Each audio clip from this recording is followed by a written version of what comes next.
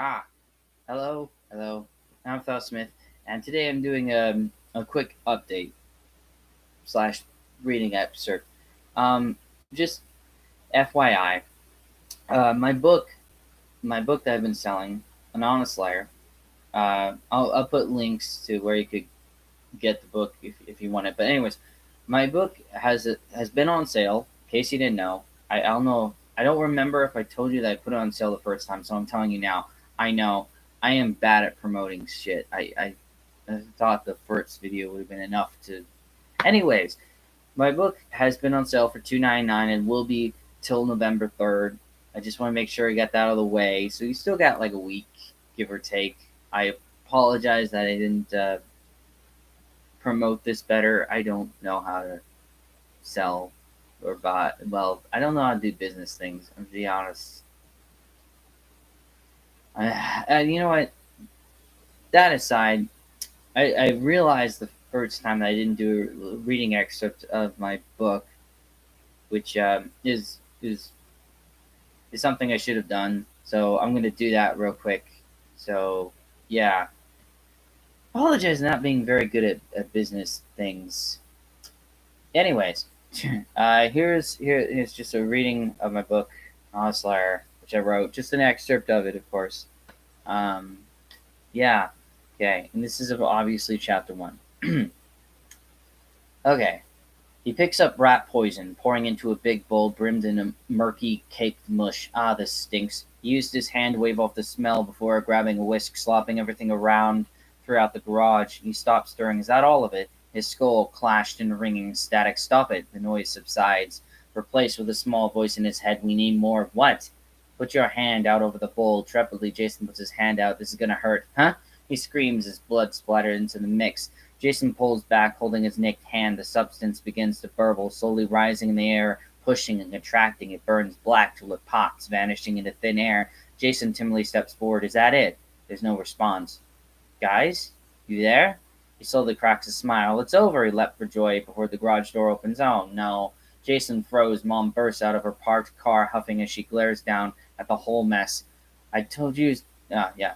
I told you to stop playing these games, but it's not. That's it, you're grounded. Lizzie lurched by his side. What were you doing? Jason looks down at his shoes, muttering, Oh, I was just exercising some demons. Hey, Lizzie lifted his head so they can look at each other in the eyes. Are you okay? I'm good now that they're gone. Well, she lightly bonked his head. Stop getting into trouble. Jason chuckled. All right. Later, she ran home.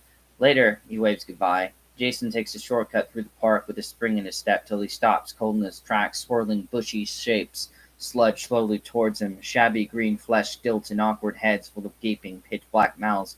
What are you doing? You're not supposed to. Arms outstretched, their jaws gnashed towards him. Jason bolts through the front door, pounding it shut. Mother sits in the living room, eyeing him. Where have you been? They tried to eat me, Jason shrilled. Her eyes rolled. That's no excuse. Look outside if you don't believe me, Jason blurts. Son, just look. She nears the door handle. Don't open it. Look out the window, Mom sighs, opening the door. No, they're gone. That night, there we go. That night, tossing and turning in bed, a voice plowed on his head. What were you thinking? He jumps off the bed. Wrinkled lines stretched up in deep muffled seams, motioning a face in the sheets. Jason stares at what seems like its eyes, stupefied. All they do is lie, and you still believe them. Who are you? You don't remember me? The sheet said. Jason shakes his head. No. Jason shakes his head. No. Figures. I'm. A grating snap startles them. Startled. a great. Excuse me. A grating snap startles them. Turning round, a blast of wind whips a tree limb on his window. Reluctantly, Jason looks back. It's not supposed to be like this. A black glop slithered on the ceiling, creaking overhead. They looked up just as it hardens two metal spikes. It drops inches from Jason's face. They slowly step back as the spikes mold into a slimy muck. Jason's eyes, Jason's eyes bulge at ah, excuse me.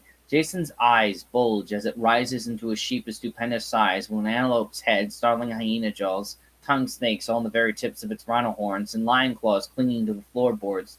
Hello, Jason, its horns speak out. Leave him alone, the sheet said. Stay out of this. A snarling hiss slivers the sheet's quiver in fear, sliding under the blanket. The creature devilishly grins. Did you honestly believe we'd keep our word? We have everything that we need now. It pounces Jason. We don't need you. Tripping him on the floor, screaming, claws inch closer, the doorknob rattles. The doorknob rattles frantically. Soon we'll be ready, the door bursts. Very soon. What happened? Mom frantically flicks on a light. Jason glances side to side from where the creature was. Relic's back. It was just a bad dream, but he looks intently in Mom's disbelief. Good night. Left alone, Jason sulks to bed. You still there? Uh-huh, the sheets crawled out. Are the blankets alive? No. Good. Could you get off? But you'll catch a cold. I have a blanket, but blankets can't please. Fine, if that's the way you feel, the sheets slide off. Good night. Jason drifts off as the sheets lean on a nearby chair, whispering to itself, why does everything change? Reaching the sidewalk, Relic glares back, drawing near reddish-orange flames, hover to its side. How'd it go? It's scratched, pitch slurred. I was interrupted, Relic steams. Remember, we mustn't strike rashly. Tell that to the cannibal Broccoli's. Its laughter blisters. Fair enough. Have the others found a place? The light year seems to nod. It's an abandoned theater. Words flow through Jason's head. Don't grow up too fast. His body loses feeling as he stretches high, shot out of the earth. The planets melt like ice, shifting in endless stars and cosmic clouds, veiling colors faster and faster. Everything blurs until he slams into a red wall labeled the end of all things. The scalp of his inflated head sticks out on the closed wall, while the rest gazes down at his slim, serpent-like body. Something claws on his head, chanting in an alien tongue, striking shots of pain, bore his senses. The voices vanish, only clicking remains. Jason explodes in consuming blue flames. Ha! There you have it. So that gives you an idea of what my book's like, in case you wanted to know. And if not, oh well, I'll do normal things next time. So yeah, I'll see you guys later. Goodbye. Bye. Goodbye.